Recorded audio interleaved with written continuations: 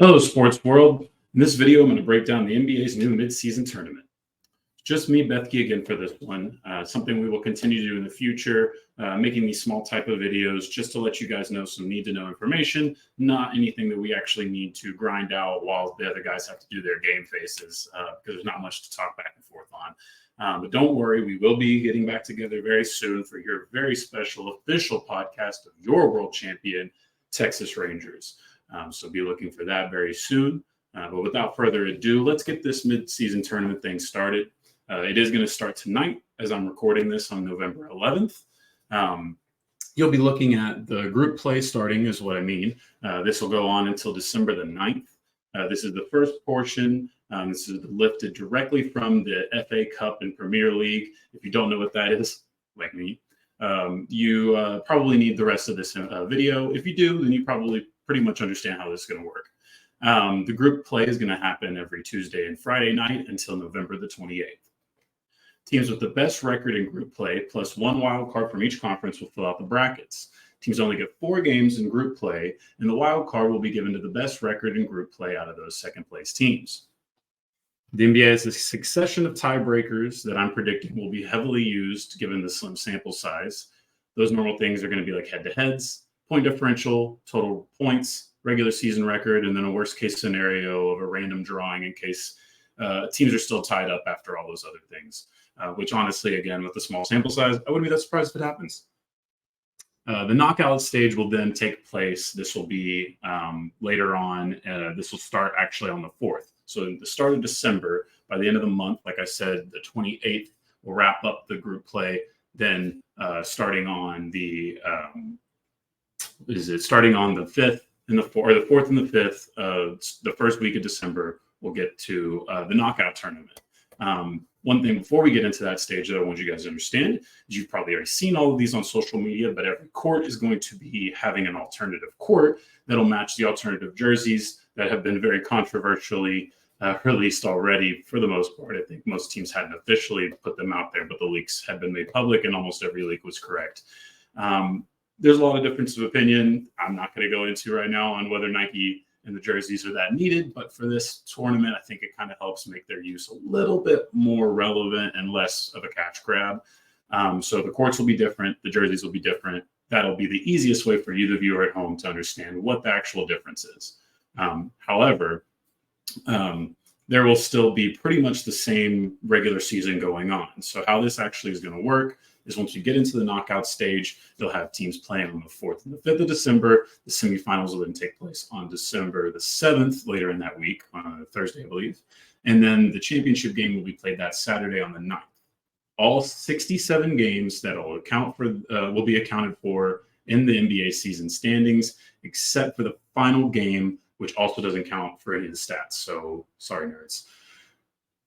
That is the brunt of it. That is the very simple part of it, right?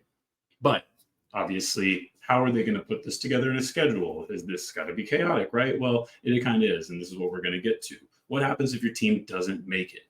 Well, teams that don't qualify will play games on the tournament's off nights. Those games will be scheduled using the group play standings, 5th through 15th, right? So you're going to have 3 groups, 3 teams coming out of each group, and then one single wild card coming out of each area, right?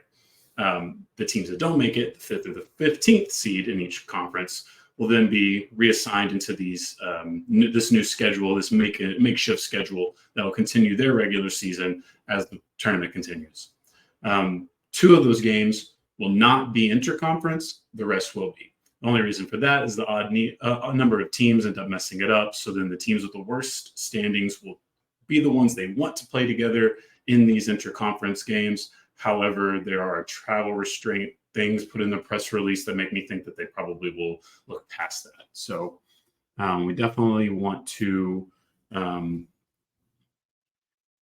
try to figure out how our teams are going to play if they don't make it. But ultimately, this is just going to be weird and convoluted, and I just feel really bad for people who want to buy tickets to these games. But I'm hoping that in a year or two, this isn't as crazy. And honestly, my guess is that they'll probably even want to move it further ahead in the schedule moving forward once we're all comfortable with it. And then this won't be as clusterfucky as we think it is. Sorry. Who cares? Sorry, YouTube. What else? Let's see. So the 4 teams that lose the qualifiers, so the actual get to the rounds, to get to the quarterfinals, they're going to lose. They will play on the off days in between the semifinals and the championship game against each other. Very simply, I guess that's a back-to-back. So, that's kind of unfortunate. Probably going to be very anticlimactic if I'm just guessing, but who knows? We won't rain on the parade until we see it. And then finally, what the hell are teams playing for? Teams are playing for a trophy, but the prize pool is actually probably the more important part of this. Prize pool is going to be distributed to every team that makes it to the knockout rounds, and then that will increase the further you get into the actual tournament, of course, winning the tournament being the most.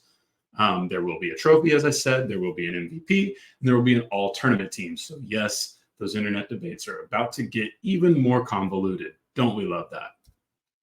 And each conference is going to be split into 3 groups. So I guess that's probably the next part. Whatever. Pacing, who needs it?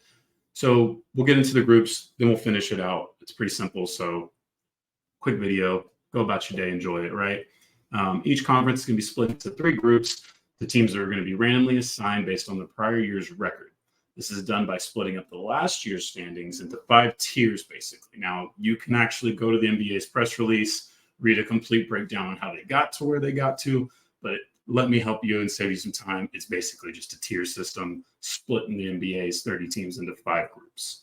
That then got put into a pot, sort of tossed into the random bucket, I guess, to some extent, as random as modern algorithms and machines can be, I guess, and came out with these groups that you've been seeing below, hopefully not having an issue with. Our ticker had to confine me to 200 characters, so I had to be very brief and very cute with it. So I hope everybody understands it. If not, the Group A, West Group A, Memphis Grizzlies, Phoenix Suns, Los Angeles Lakers, Utah Jazz, and Portland Trail Blazers. We're not going to break down all of these, but I'm going to go ahead and just break down this one in part just to kind of show you how we got here, right? So the Grizz, the Suns, and the Lakers, all good playoff teams. The Jazz and the Blazers, not last year, right?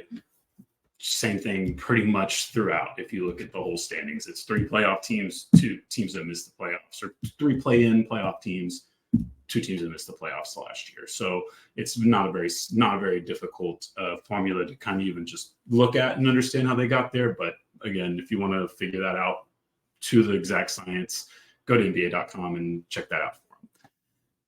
That's pretty much it. So we have, I guess I'll read them all out. If you guys need that, I'd be happy to do it for you. So like I said, West Group A, Grizz, Suns, Lakers, Jazz, Blazers. West Group B, Nuggies, Clips, Pellies, Mavs, and Rockets. West Group C, Kings, Warriors, Wolves, Thunder, Spurs. And then in the East, Group A is the Sixers, the Cavs, the Hawks, the Pacers, and the Pistons. Group B, Bucks, Knicks, Heat, Wizards, and the Hornets. Group C, Celtics and Nets, Raps, Bulls, and Magic. Like I said, I don't predicting these would be a fool's errand. Gambling is almost guaranteed on all this, so good luck, have fun. I can't think of a worse thing to gamble on. But if you want to, by all means, go enjoy yourself doing that responsibly, of course. Do not bet your house on a random tournament that could be won by the Washington Wizards.